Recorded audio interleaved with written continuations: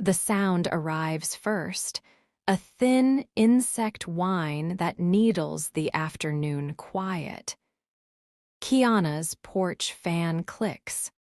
Her daughters shriek at the cold hose water, shivering in sunshine, the dog barking at the spray. Then the shadow slides over their lawn. It hangs above the trampoline like a permanent frown. A drone. Small, gray, close enough she can see the camera nose tilt down.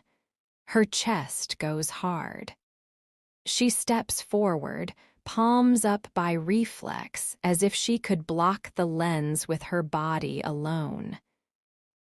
The drone pivots, lingers.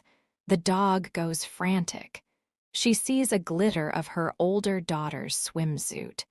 The drone lowers another foot, brazen, the hum now a taunt. Across the fence, a neighbor's door slams. Someone curses. Another voice says, "Not again." Kiana feels heat climb the back of her neck. "Hey!" she calls, voice useless against propellers. The drone slides toward the maple tree, noses into her yard line, then hovers over the patchy corner where her grass grows higher. "Assessing vegetation," a man had said last month when he taped a notice to her door. A rule enforcer with a clipboard smile. She didn't sign anything. She didn't say yes. The drone dips, takes its look, and in that instant Kiana sees the tiny red wink on her own fence camera, her counter-drone sentinel, recording all of it. She doesn't breathe. She doesn't blink. The drone tilts again, catching skin and summer and surprise, and she knows in her bones this isn't a mistake. The girls freeze under her voice. Inside her, something sets.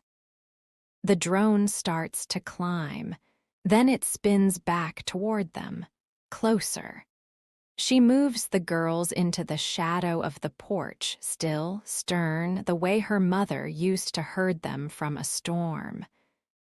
The drone follows the movement like a cruel gull, stays poised just above the eaves. The dog paws the lattice, whining. On the shared driveway, Mr. Liu lifts his phone to film, then lowers it, restless eyes tracking the machine like it might punish anyone who stares. A woman in a visor whispers, "Is it legal?" The question floats like pollen and sticks to Kiana's skin.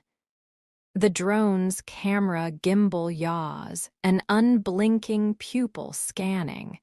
There's a high, smug precision in the way it holds position, a posture that says, "I'm allowed." She remembers the notice language, the underlined threat of fines for non-compliance, the line about aerial assessment of vegetation height. She'd laughed at that phrase then. No one's laughing now. A man in a navy polo, one of the board members, steps out to his lawn like a chaperone. He cups his mouth and shouts toward the street, not at the drone but to be heard by the drone, "We're following policy." His voice is performative, pitched for an audience. He looks at Kiana as if she's the problem for making the moment messy. The drone drifts, capturing more than grass. It captures gooseflesh on small arms. It captures anger blooming slow in a mother's throat. Kiana says, steady, "Land it or I'll report this." The man shakes his head, a small smile that reads as permission given elsewhere. "It's just inspection," he says, and turns his back like an old judge who has already decided. Over the fence, Kiana's counter-drone camera blinks red again.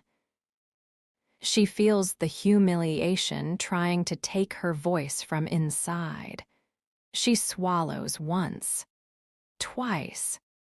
The drone climbs, but not away. It climbs to see the whole yard. She gets the girls inside, draws the blinds halfway down.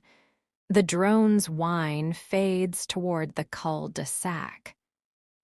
Her hands tremble against the back door lock until she squeezes tight and the tremor leaves.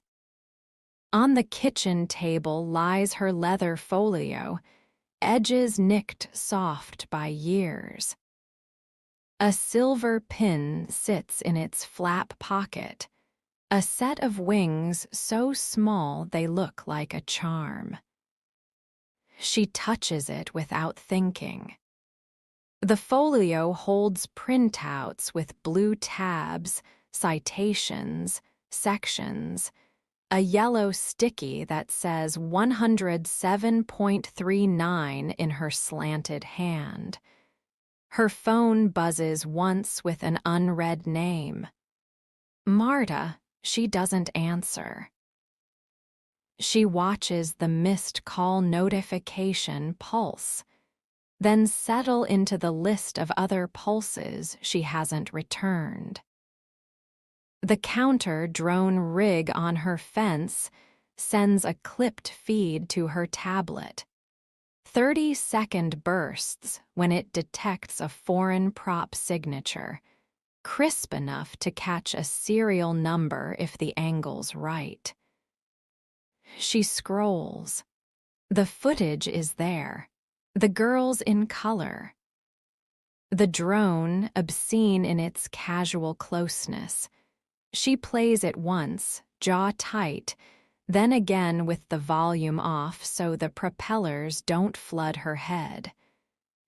She thinks of the rubber stampers, the policy is policy people, the ones who mistake a clipboard for a spine.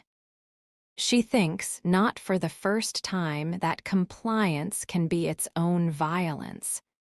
Her finger hovers above Marta's name. The last time they spoke, it was about model language for a state privacy bill that stalled. Not her job, not her title, but her fingerprints were in the margins. She lets the phone ring out. Outside, the drone's hum returns, distant. The leather folio looks ordinary again. She opens it anyway, and then she flips the red switch on the tablet that reads Preserve. The email she writes to the board that night is simple. A contemporaneous record. Exact times, weather conditions. License plate of the sedan that the drone operator returned to, gleaned from Mr. Liu's shaky stealth video. She includes a single sentence from the HOA covenant. Inspections shall occur with reasonable notice and respect for privacy of persons. She asks for the drone pilot's Part 107 credentials and the mission log under the audit clause the board forgot they had. She doesn't argue. She doesn't explain. She attaches a still from her counter-drone camera, the drone just inside her lot line, and writes, "Please confirm receipt." She hits send and lets the calm sit in her chest like a cooling stone. Morning brings a reply from the compliance officer himself, name bolded as if weight equals legitimacy. He uses the phrase vegetation management 4 times. He implies her refusal to provide access left him no choice. He says the drone blurred faces automatically. He says, condescendingly, "We have children, too." She tilts her head at that line. She writes back with 2 questions. What blurring system? And when was it applied? She CCs the property manager and the board and the generic press at address she knows nobody checks until someone does. Small wins arrive in flickers. The officer admits there is no mission log due to a recent software update. The property manager forwards a PDF of policy, which, upon reading, contains no mention of aerial inspections. She replies with the page number and the absence, a beat of silence. The silence is a step. Midday, a text from Marta, "Saw your email. Do you want the thing we discussed to be an example?" Kiana stares at it, the dog warm against her calf, and feels that cooling stone shift into something like a blade laid along her backbone. She texts back, "Not yet." The board calls a special session in a room scented with coffee and stale power. Folding chairs, fluorescent honesty. The drone pilot is there in a jacket too tight across the arms, thumbs hooked in his belt, jaw flexing like it holds a slogan. He calls himself a compliance officer, but he's a contractor with a badge you can buy online. The board president reads from a printed statement about modern tools and standardized enforcement. He never says the word children. He never says the word swimsuits. Kiana sits straight, folio closed, the silver pin hidden in the flap. She asks, "Were residents notified of overflight?" The president purses his lips. Notice was posted. He means the general spring notice about yard maintenance, posted next to lost cat flyers. A woman 2 rows back mutters, "This is creepy." The pilot taps a hard case at his feet with the toe of his shoe, a proprietary swagger. Everything's above board. When the vote is set to rubber stamp continued use, Kiana requests to speak under the rules. They tell her she has 3 minutes. She uses 60 seconds to play a clip from her counter-drone camera, the red LED blinking like a metronome. She lets the silence afterward do the damage. Someone hisses under their breath. The pilot says the clip is out of context. She flips to a different tab and reads a single sentence. 14 CFR 107.39 Operations over human beings. She doesn't say she knows the subparagraphs by heart. She doesn't say she knows how waiver processes fail. She simply reads the words, clean and final. The pilot says, "We never flew over them." She pauses, then taps the still of the drone's shadow stapled to the curve of her daughter's shoulder. The room inhales in unison. The board president says, "Let's not litigate here." But the word is in the air now and can't be swallowed. Someone has already hit record on their phone. This is how institutions begin to sweat. 2 days later, they try to deflect with paper. A letter taped to Kiana's door threatens fines for non-cooperation and defamation. It instructs her to take down misleading media. She smiles without humor because fear always overreaches. She drives to the city library's meeting room for the scheduled mediation with a tote bag that looks like it holds snacks and actually holds a legal spine. Inside the room, the pilot, his attorney with a clock face watch, the board president, and a property manager who looks like he'd rather sink into the carpet. A mediator with careful hair opens with disclaimers about informal resolutions. Kiana listens, nods. When they ask her to begin, she slides 3 things onto the table in quiet sequence: her leather folio, a thumb drive with a blue sticker, and the tiny silver wings. She speaks evenly, feeling the air thicken around each word. She explains that the thumb drive contains the unedited clips from her counter-drone system, complete with prop signature metadata and timestamps synced to her doorbell cam.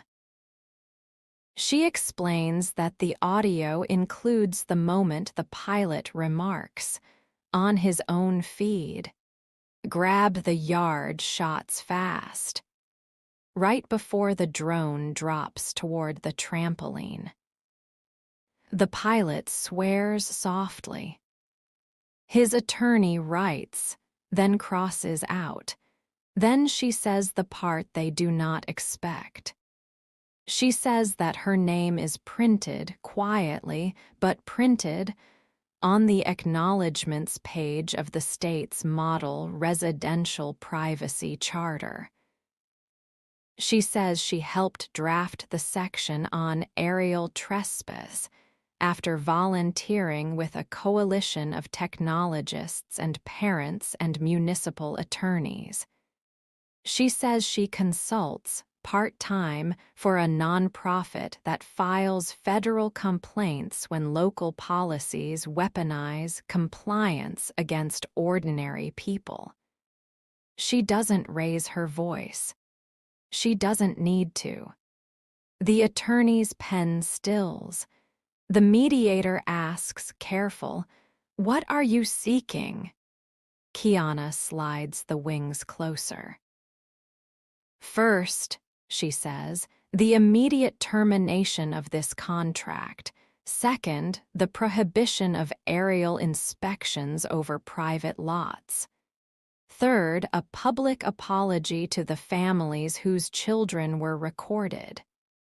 The pilot leans back, eyes hard, and says, "You don't have that kind of pull." She meets his gaze. "I have evidence, and I have patience." She lets the silence make the 4th demand for her, a resident privacy charter with teeth. The mediator clears his throat. Outside, somewhere, a sprinkler taps the window like the second hand of a bigger clock. It starts as a text thread on the neighborhood chat, then a post with a blurred still and a caption that burns, "Kids in swimsuits." Local reporters call.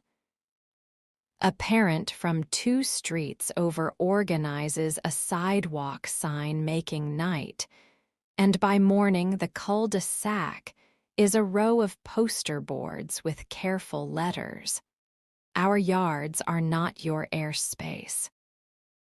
A school counselor writes an op-ed about boundaries, mentions drones, mentions trauma, quotes Kiana without naming her. The board schedules an emergency vote. They release a statement about miscommunication, which becomes the funniest line in town for a week. The contractor's company website goes dark, then reappears with softer language. Marta forwards Kiana an email from a state senator's office. Saw the footage. The senator asks for a meeting. The city's communications director, sensing a storm, issues a press release about aligning enforcement with privacy best practices. The HOA insurer calls the property manager and uses the phrase risk exposure, which is the only language the board truly speaks. The pilot, publicly unrepentant, privately sends a removal request to the platform where the clip has been reposted 1,000 times. It fails. A news anchor uses Kiana's preferred phrase, compliance as a form of coercion, on air, voice wrapping around the words with sudden understanding. By the weekend, a draft resident privacy charter is passed around in PDF, anonymous, but not really. The charter's hinge is a single bright clause: no overflight of private lots absent express consent or emergency. The coalition grows at the edges until it feels inevitable. The board takes a vote. The room is full, the air a knot. When the tally lands, someone exhales a sound like a prayer. The contract is terminated. The drone pilot packs his hard case without looking up. He blames cancel culture loudly, which reads to everyone present as an admission of losing the argument. Reporters wait by the door. Children skip in the parking lot, oblivious, holding popsicles that melt down their wrists. Kiana doesn't cheer. She watches the pilot's eyes. He doesn't meet hers. Shame has a direction. It looks down. Weeks later, the charter is ratified by residents, the language careful and muscular. It codifies more than anger. It codifies a way to be neighbors. It names the small things: notice, consent, an end to surveillance by convenience. It names the bigger community oversight, the right to sunlight without a camera in it. At the signing, a little boy asks if drones are bad now. Kiana kneels so they're eye level. Tools aren't bad, she says, steady. People decide. He nods like he understands, which is more mercy than most adults offer. The board president reads the new lines like a confession. The clause about overflight lands like a key turning in a good lock. The pilot's company issues a defensive blog post anyway. It is archived alongside the apology they finally make. The apology the families deserved from the first hovering second. Media coverage stretches beyond the city. A national morning show packages the story in 3 minutes with upbeat music and a bumper shot of birds over roofs. Comment sections spark and soften. A civil liberties group releases a toolkit. City councils borrow the text. A senator introduces a bill with language that echoes the charter's backbone. The teacher at the elementary school assigns a class project. Draw your safe sky. On her porch at dusk, Kiana holds the silver wings in her palm and feels their small weight. She could pin them to her coat. She does not. She slides them back into the folio's pocket, the place where symbols sleep until the next time they are needed. The maple leaves flip their pale undersides in the evening breeze. The porch fan clicks like a metronome again, but the yard hum is different now, not a blade but a lullaby. The counter-drone camera is still on the fence, quiet, a robin without reason to sing. She closes her eyes and takes a full breath. The sky above her house is just sky again. And in the hush that follows, a sentence rises clear and simple, the kind that ends a story and stays. The air over a home belongs to the humans under it. Real safety is the power to say no to watching eyes, even when those eyes call themselves policy. Send this to a friend who needs to hear this story.